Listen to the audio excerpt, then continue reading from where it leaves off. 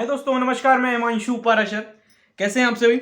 आज हम इकोनॉमिक्स का चैप्टर देखने वाले हैं, determination of income and employment. Determination of income and employment. चलिए स्टार्ट करते हैं। यदि मैं बात करूं, आज के चैप्टर के बारे में अगर मैं बात करूं, आज जो मैं सेशन ले रहा हूं उसके बारे में बात करूं, तो ये सभी क्लास 12 के स्टूडेंट देख सकते हैं। सबसे पहले मैं एमपी बोर्ड के बारे में बताऊंगा और क्वेश्चंस मैं सभी स्टेट्स के बोर्ड के हिसाब से बताऊंगा। क्लियर है? एमपी बोर्ड के सिर्फ हम ब्लूप्रिंट को देखेंगे, बाकी हर एक स्टेट के हिसाब से मैं क्वेश्चंस बताऊंगा, तो आप सभी देख सकते हैं। ठीक है, आगे बढ़ते हैं। Determination of income and employment. यदि मैं बात करूं मध्य प्रदेश बोर्ड की, तो ये चैप्टर आप लोगों के लिए सबसे ज्यादा इंपॉर्टेंट है। प्रिंसिपल्स ऑफ कंज्यूमर बिहेवियर के बाद ही सबसे ज्यादा इंपॉर्टेंट चैप्टर है, क्योंकि ये 12 नंबर का आने वाला है आपके एग्जाम में। ठीक है, पहली बात। दूसरी बात, इसमें से 6 मार्क्स की ओटी आएगी एग्जाम में। ऑब्जेक्टिव टाइप क्वेश्चंस होते हैं। कुछ लोग पूछते हैं ऑब्जेक्टिव टाइप क्वेश्चंस क्या होते हैं, बाकी स्टेट्स के पूछते हैं। अपन को तो पता है, मध्य प्रदेश वाले हैं हम। हाँ, तो ओटी बाकी लोग, मैं आपको बता देता हूं, ऑब्जेक्टिव टाइप क्वेश्चंस कुछ नहीं होता।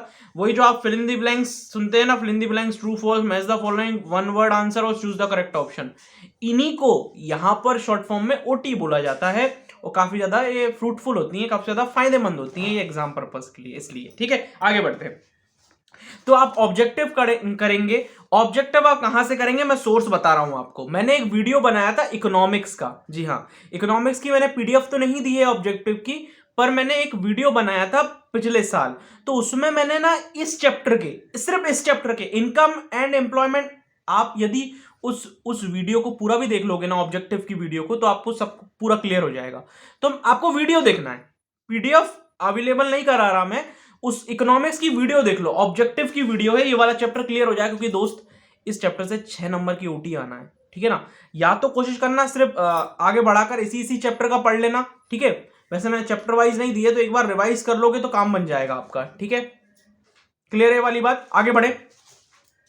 मैं आपको डिस्क्रिप्शन और कमेंट कॉलम में दे रहा हूं। ठीक है, बाकी ग्रुप में भी दे दूंगा और टेलीग्राम पर भी दे दूंगा। टेलीग्राम चैनल का नाम हिमांशु कोचिंग क्लासेस है, ज्वाइन कर लेना। आगे बढ़ते हैं। हाँ, इसमें हम जो क्वेश्चंस करेंगे, तो इसमें क्वेश्चंस एमपी बोर्ड के हिसाब से पहले ब्लूप्रिंट की बात करता हूं, फिर मैं उस पर आता हूं। ठीक है, तो एमपी बोर्ड की यदि ब्लूप्रिंट की बात करूं, तो इसमें 3 क्वेश्चन आएंगे 2-2 नंबर के, मतलब टोटल 6 क्वेश्चन आएंगे इस चैप्टर से, तो काफी ज्यादा इंपॉर्टेंट है।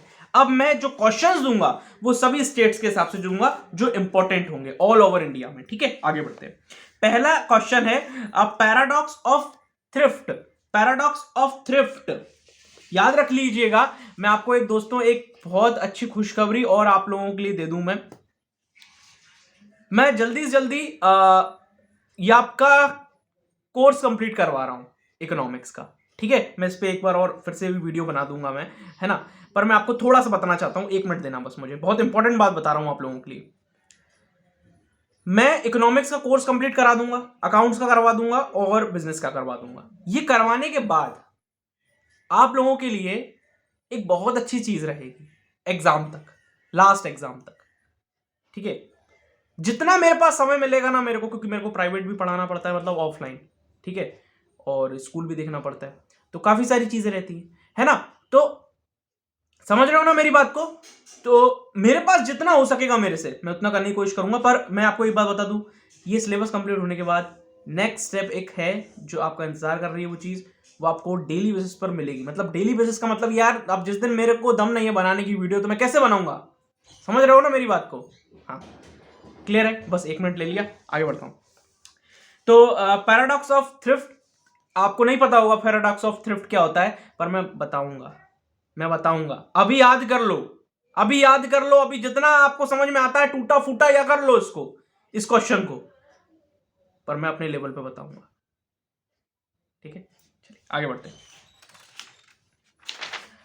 नेक्स्ट क्वेश्चन है आपका, discuss major to correct excess demand. Excess demand का मतलब क्या होता है? एक्सेस का मतलब होता है प्लस मतलब उठी हुई, तेज, एक्सेस डिमांड।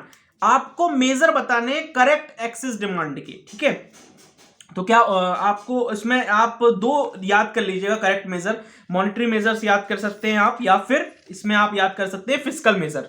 ये 2 मेजर मैं आपको बता रहा हूं, फिस्कल मेजर इनके 2 पॉइंट और मॉनेटरी मेजर इनके 2 पॉइंट याद कर लीजिएगा, बहुत ज्यादा इंपॉर्टेंट है। क्लियर है वाली बात? याद रखिए। मैं एक बार फिर से क्वेश्चन बता देता हूं, discuss the measures to correct excess demand. ठीक है, आगे बढ़ते हैं। फिर आपको एक क्वेश्चन करना है कि excess difference between excess demand और डेफिशिएट डिमांड। डेफिशिएट का मतलब होता है माइनस और एक्सेस का मतलब होता है प्लस। बहुत आसानी से समझा दिया कॉन्सेप्ट, ठीक है ना। लोगों को काफी टाइम लग जाता है, कम से कम 5-10 मिनट समझाने में। डेफिशिएट का मतलब माइनस, कोई चीज माइनस में जा रही है, और एक्सेस का मतलब कोई चीज प्लस में जा रही है। बस ये डिफरेंस बिटवीन याद करना है आपको। लगाते जाओ और इनको प्रिपेयर करते जाओ, ठीक है।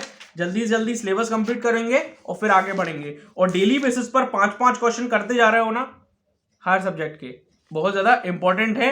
और ये इसको रोकना नहीं है, इसको करते रहना है।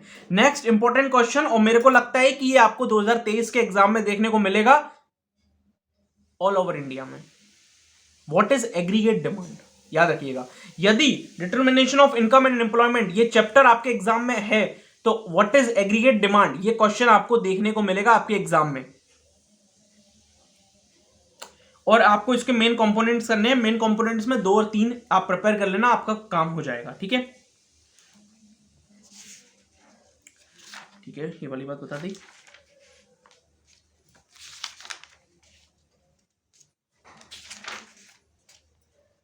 ठीक है, क्लासिकल थ्योरी और केनीज थ्योरी क्या है, ठीक है ना। डिफरेंस बिटवीन क्लासिकल थ्योरी और केनीज थ्योरी, इसके कुछ नहीं पढ़ना है आपको, सिर्फ इसका कॉन्सेप्ट समझ लेना है। क्लासिकल थ्योरी क्या होती है और केनीज थ्योरी क्या होती है, बस। पूरा डिफरेंस बिटवीन नहीं पढ़ना, क्योंकि 2 नंबर का आने वाला है। पूरा पढ़ लोगे तो फायदा मिलेगा, नो डाउट। पर आपको में से कुछ लोग होते हैं कि हम 2 नंबर का आ रहा है तो फिर ज्यादा क्यों पढ़े, है ना, ये वाली थिंकिंग होती है। पर इसलिए मैं बोलता हूं डिफरेंस बिटवीन पढ़ लो। तो क्लासिकल थ्योरी आएगा तो इस साइड का लिखाओगे, और केनीज थ्योरी आएगा तो इस साइड का लिख पाओगे। क्लियर है ना ये वाली बात। आगे बढ़ता हूं। और एक लास्ट क्वेश्चन मैं आपको बता दूं, आपको जो एक लास्ट क्वेश्चन जो आपको करना है वो करना है write some measures to check deficient demand. अभी मैंने एक क्वेश्चन बताया था आपको, write some measures to excess demand, और अब मैं आपको बता रहा हूं write discuss some measures correct deficient demand. बहुत इंपॉर्टेंट क्वेश्चंस बताए हैं, जितने ही बताए। यदि आप बुक खोलते हो तो 40 एबव क्वेश्चंस है, 40 से ज्यादा क्वेश्चंस। क्लियर है। Thank you so much. ये वीडियो यहीं तक था, ज्यादा समय लूंगा नहीं मैं। और इस वीडियो को मैं थोड़ा सा तेज कर दूंगा, तो इस वीडियो को जब मैं थोड़ा सा तेज कर दूंगा ना, तो ये जल्दी आपको कम मिनट में समझ हो जाएगी, ठीक है। Thank you so much. ये वीडियो 10 मिनट का बना है वैसे तो।